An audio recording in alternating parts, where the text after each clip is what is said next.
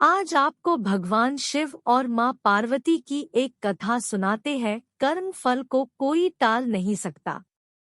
एक बार कैलाश पर्वत पर भगवान शिव और माँ पार्वती बैठे हुए थे। शिव जी ध्यान लगाकर बैठे थे। तभी पार्वती जी ने देखा कि वे मंद मंद मुस्कुरा रहे हैं। पार्वती जी के मन में प्रश्न उठा कि आज महादेव ध्यान मुद्रा में भी क्यों मुस्कुरा रहे हैं। उन्होंने भोले बाबा की समाधि समाप्त होने पर उनसे पूछा, स्वामी मैंने आपको पहली बार समाधि में मुस्कुराते हुए देखा है, इसका क्या कारण है? शिव जी ने उन्हें बताया कि उनके एक भक्त और उसकी पत्नी की बातें सुनकर वे मुस्कुरा रहे थे। पूरी बात बताते हुए महादेव ने बताया कि मृत्युलोक में मेरा एक अनन्य भक्त एक ब्राह्मण है, जो कि मेरे ही एक मंदिर में पुजारी है और दिन रात मेरी सेवा में लगा रहता है। वह इसी मंदिर के पीछे छोटी सी कुटिया में अपनी पत्नी के साथ रहता है। इसकी पत्नी चाहती है कि उसके पास उसका खुद का घर हो और धन दौलत हो, जिससे वह सुख से अपना जीवन बिता सके, परंतु पुजारी केवल मंदिर के चढ़ावे पर निर्भर है और मंदिर में आने वाली दान दक्षिणा से बड़ी मुश्किल से घर का खर्च ही चल पाता है। घर और अन्य सुख सुविधा कहाँ से आएंगी? इस पर वह दिन रात मेरे से अपनी पत्नी का सपना पूरा करने का अनुग्रह करता रहता है। आज उसकी पत्नी ने उससे ऐसी बात कही जिसे सुनकर मैं मुस्कुराए बगैर नहीं रह सका। पार्वती जी ने पूछा, ऐसा क्या कहा उसकी पत्नी ने जो आपका ध्यान भंग हो गया?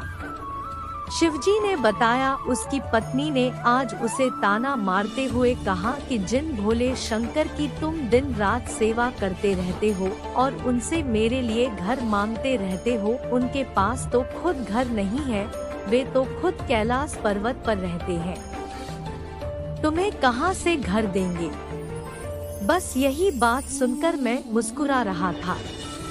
इस पर पार्वती जी को बड़ा आश्चर्य हुआ। उन्होंने कहा, स्वामी यह बात सुनकर मुझे बहुत बुरा लगा। वह आपको ताना मार रही है और आप मुस्कुरा रहे हैं।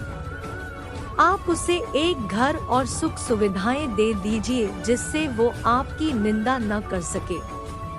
इस पर शिव जी ने कहा, पार्वती यह मेरे वश में नहीं है। ये सभी प्राणी तो मृत्युलोक में रहते हैं, अपने पिछले जन्म के और साथ ही इस जन्म के कर्मों का फल भोग रहे हैं और जैसे ही इनके कर्मों का फल इन्हें मिल जाता है, उन्हें सभी प्रकार के सुख मिलना शुरू हो जाते हैं और अंत में वे मुक्ति पा जाते हैं।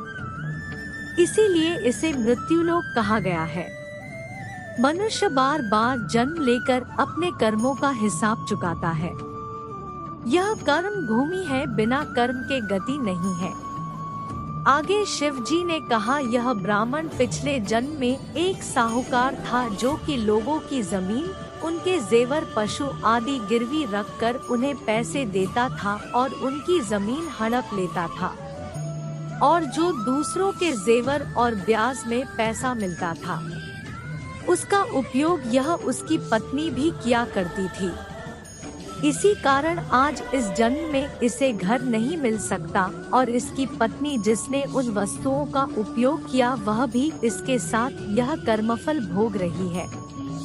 इस जन्म में यह मेरी सेवा कर रहा है, जिससे इसके कर्मों के फल में जो कष्ट मिलने थे वे मेरी भक्ति के कारण इसे नहीं मिल रहे हैं। इसका जीवन शांति से कट रहा है, पर जब तक इसके कर्मों का हिसाब पूरा नहीं होता इसे घर और अन्य सुविधाएं नहीं मिल सकती। यही विधि का विधान है। पार्वती जी ने कहा, यह तो ठीक है, पर उसकी पत्नी जो आपकी निंदा कर रही है उसका क्या? तब शिव जी ने कहा, संसार में जैसे जैसे कलयुग का समय निकट आता जाता है, मनुष्य भगवान की भक्ति करने के स्थान पर उनकी निंदा करने लगेगा। यह सृष्टि के आरंभ में ही लिखा जा चुका है। जो व्यक्ति इस कठिन समय में मेरी सेवा करता रहेगा उसको इस मृत्युलोक की समस्याओं से मुक्ति मिल जाएगी। आपसे निवेदन है कि आप कथा सुनने के बाद चैनल का सब्सक्राइब बटन और बेल बटन जरूर दबाएं और कमेंट बॉक्स में ओम नमः शिवाय, हरि बोल, राम राम, हरे कृष्ण, जय माता दी वाहेगुरु जी जरूर लिखे। उनके लिए धन्यवाद। जैसे जाने अनजाने में भगवान का नाम लिया जाना बहुत ही पुण्यशाली होता है। जिस प्रकार कोई अनजाने में किसी जहर या विष का पान करेगा तो वह भी अपना पूरा काम करेगा, वैसा ही भगवान का नाम लिया आपके कर्मों के फल में जुड़ेगा। धन्यवाद।